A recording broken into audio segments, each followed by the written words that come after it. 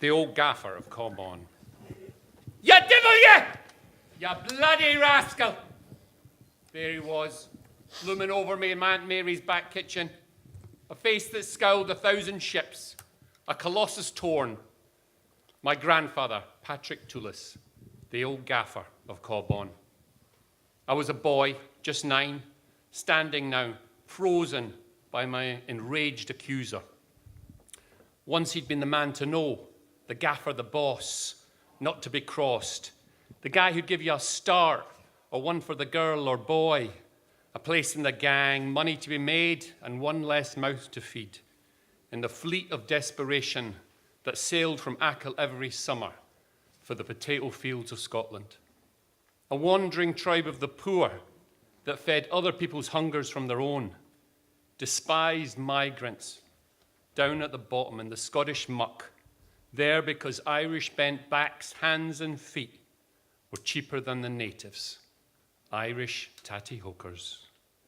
Child slaves some, my own mother, just 13, when she joined the gang. She could still recite the names of farms on the Stranraer Road decades later, and not the youngest either. Old Pat, to be fair, was not to be blamed for this. A cog between wheels, a subcontractor from an island built on perpetual exile, hard-pressed by top and bottom to produce, orchestrate, placate, and pace the terms of trade dictated to the peasant poor. And if not him, who else? And sure to get the blame for things gone wrong, scunners of Scottish farmers who argued over the labour, the numbers, the hours, the workers, the rate, the profit and the loss, the toss. And shamefaced girls and wavering boys, home from summers in the tatty squads, and urgent love behind a barn, now with more than Scots Wally Dugs as family presents in the luggage, or tamping down rebellion in the ravaging of drills, the gathered gang who plucked and hauled beneath the tractor's unrelenting arm. Was this the lifelong song this old gaffer listened to, weighed down in these never-ending responsibilities, or counting coin, half-crowns, sixpences, and threepenny bits, extracting margins in the swirl of slaving labour? It made him hard, unyielding, grim. As a child, I saw him, an old man in a flat cap, in my Aunt Mary's back kitchen, but can never remember a grin. He drank Scots whiskey, and he never lost his grasp of fractions. In his 80s, he'd sell the Cabaun village boys a cigarette for 2p, when a pack of Albany fags was 2 shillings dead. 16 pennies profit. Yeah, enough for a loaf of bread, but with one iron rule: no credit extended. Was he too much a wolf, not enough shepherd, or softer than he seemed? Either way, like many here, he paid dearly for the charge.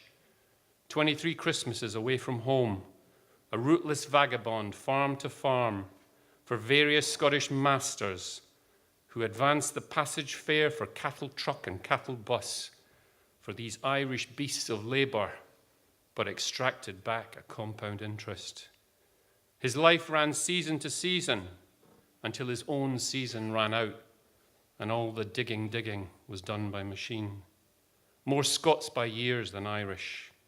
A weary Odysseus who grew too old and returned, no longer itinerant, home. He lived to be 94, long after his masters had turned to clay, dwindling down in my Aunt Mary's back kitchen, day by day, but still a man to be reckoned with, if you were the slouching sort, a slacker, a contrary buck. "Ya bloody rascal!" In the back kitchen, I was on trial for sin. Hungry from haymaking, I'd come in from the field and levered the lid of an old Irish marmalade jar, ready to spread onto slices of bread, except the lid came off, not with a twist, but with a crack in the jar, as the translucent glass lip fell straight into the translucent marmalade. Everything was waste.